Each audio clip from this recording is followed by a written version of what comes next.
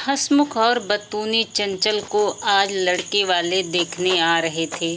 उसकी माँ ने उसे हिदायत देते हुए समझाया, देख चंचल, वो लोग जितना पूछें उतना ही जवाब देना।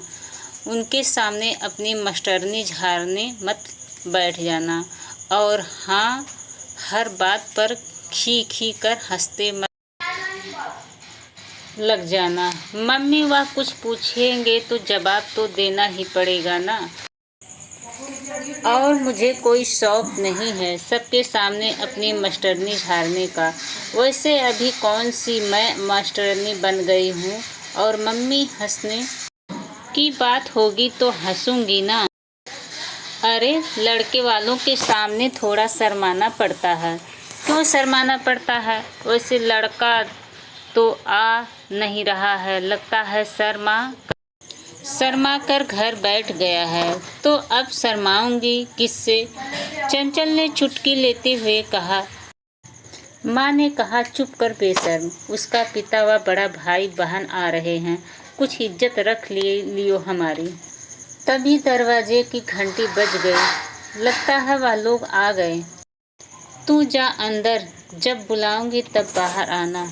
दरवाज़ा खोल। चंचल की मम्मी पापा ने उनका स्वागत किया और बैठाया। कुछ औपचारिकता के बाद लड़के के बहनों ने उनसे चंचल को बुलाने के लिए कहा। थोड़ी सी देर में चंचल चाय लेकर आ गई। चंचल ने सब अभिवादन किया। लड़के के पिता व भाई ने एक दो सवाल पूछे, फिर वह चंचल के पिता के साथ दूसरे कमरे में चले गए। उनके जाते ही चंचल थोड़ी निश्चिंत हो गई, क्योंकि पिता के सामने वह खुलकर बात नहीं कर पा रही थी और मम्मी तो रसोई में बिजी थी। लड़के की बड़ी बहन ने उनसे पूछा, तुम कितनी पढ़ी हो? बीए किया है नॉन कॉलेज से। वह दोनों एक दूसरे का मुंह देखते हुए बोली, नॉन कॉलेज से मतलब? तब चंचल ने उन्हें नॉन कॉलेज का मतलब समझाया। दीदी, आप दोनों कहाँ तक पढ़ी हो? चंचल ने पूछा। चंचल का सवाल सुनकर वह दोनों एक दूसरे का मुंह देखने लगी। उन्हें उम्मीद नहीं थी कि वह भी कुछ पूछ सकती है। उन्होंने खिसियाते हुए कहा, 8वीं और 10वीं तक। अच्छा, तुमने जेबीटी की है ना? लड़के के दूसरी बहन ने पूछा। नहीं दीदी, मैंने ईटीई किया है। हमने तो सुना था तुमने प्राइमरी टीचर का कोर्स किया है। हाँ दीदी, किया है, पर तुम तो मना कर रही हो कि तुमने जेबीटी नहीं की। दीदी, जेबीटी हरियाणा में होती है,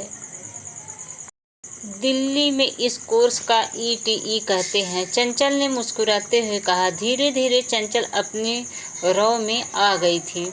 वह दोनों एक सवाल पूछती, वह दो जवाब देती। तभी दूसरे कमरे से लड़के के पिता ने उन्हें सलाह मशवरे के लिए बुलाया। उन्होंने अपनी बेटियों से पूछा, कैसी लगी लड़की? तो बड़ी बहन थोड़ा मुंह बनाते हुए बोली, पिताजी, रंग रूप तो आपने देख ही लिया और डिग्रियां भी सभी सही हैं, तो फिर क्या कमी है?